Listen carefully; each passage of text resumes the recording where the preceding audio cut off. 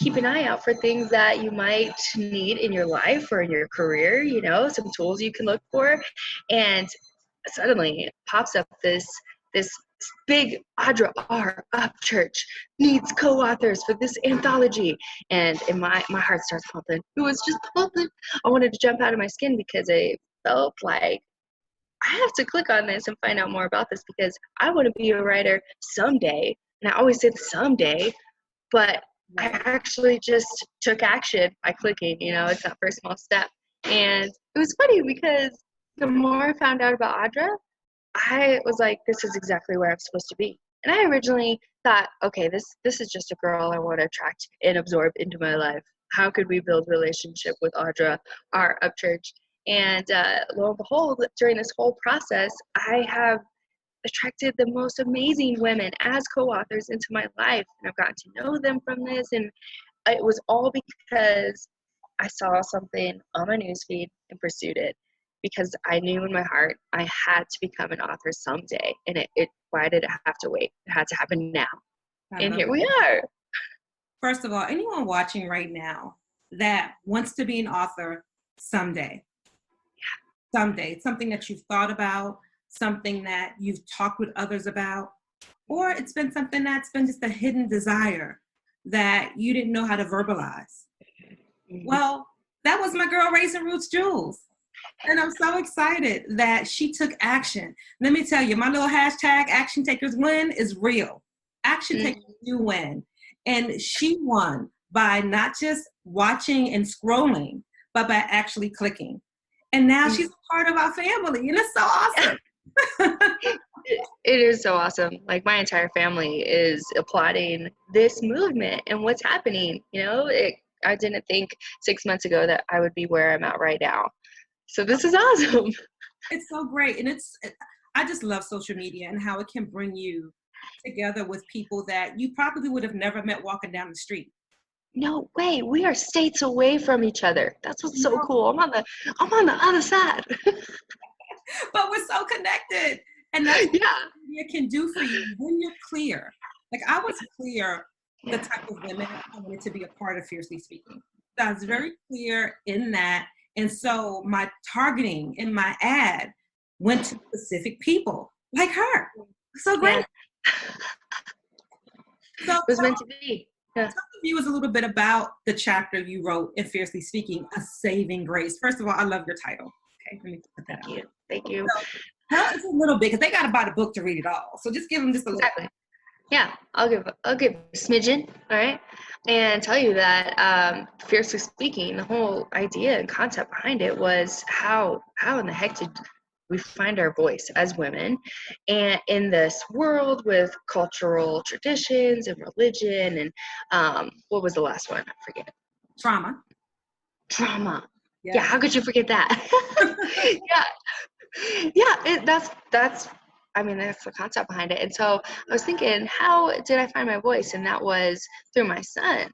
I was just lost before I had him. A lot of the times I say I was dead inside until new life came from it. And it's so cool to see a new, raw, formal life come out into the world. And I refer to him as my saving grace. And in the chapter, I talk about just how he brought out my childlike self and helped me kind of gain that enthusiasm to live like a child, to think and be and interact with the world, see the world as a child in the adult world, with full range of access to pursuing exactly what makes your heart pound the hardest.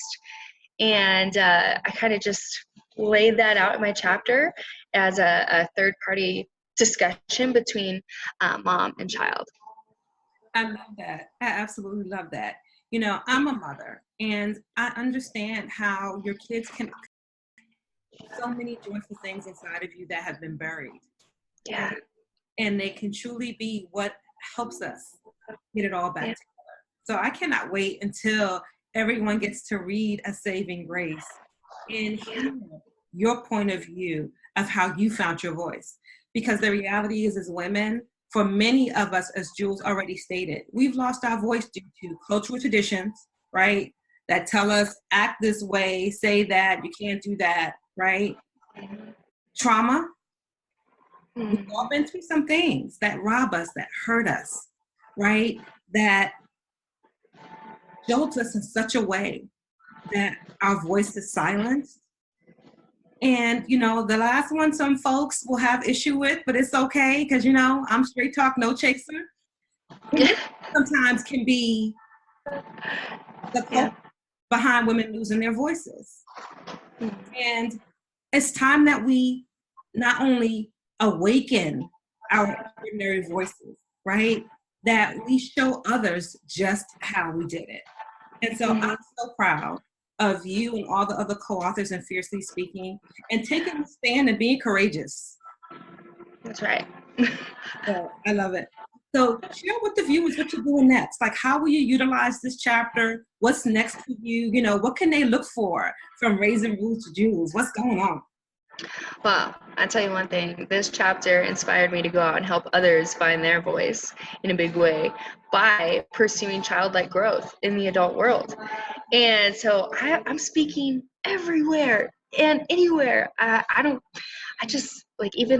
spoken to the prison youth, I've spoken to high school, I've spoken to corporate America, just to kind of lay out how much fun it is to hunt for that best version of you, which I believe is that childlike self. And using the chapter to lay out exactly the perspective behind Raising Roots that is now a business and growing into an international movement. And we started even a group that is called Living Full Out, where you could actually reach it out and hear from people in the farthest stretches of the world, because we're making friends using social media. It's being like a kid in the adult world. We've got access to social media, and why don't we make friends as much as possible like kids do within 5 minutes? And that's what's really cool, is unlocking perspectives behind more fulfilling, freeing types of living from people all over. And that's another avenue I'm pursuing in the future, is meeting as many people as possible, gold-hearted, successful-minded people. If the key is to surround yourself with people that lift you higher, then I want to hear from somebody in South Korea, or recently we heard from Australia, Canada, you name it. Like, let's just make friends everywhere and be a child in the adult world. It's fun. I love that. You know, I had a conversation with someone last night that, well, actually not last night, 2 nights ago. But anyway, but we were talking about who we were in corporate America versus who we are now. Yeah. That's one thing I love about being an entrepreneur.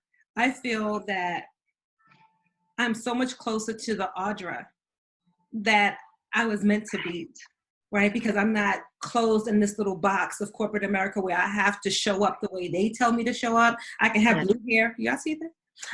Yeah. Blue hair, bright red glasses. You know, this is not who you would have seen 3-4 years ago, right? Yeah. I was the stuffy Audra with the navy blue, gray, and black suits, and, you know, brown glasses. And girl, I'll show you the pictures. I know.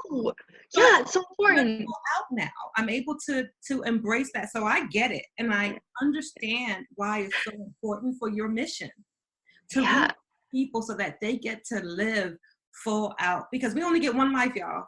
That's right. Not a dress rehearsal. Yeah. And the chance of you even having that life is, the numbers are 1 in 400 trillion, as far as Mel Robbins talks about in her TED Talk.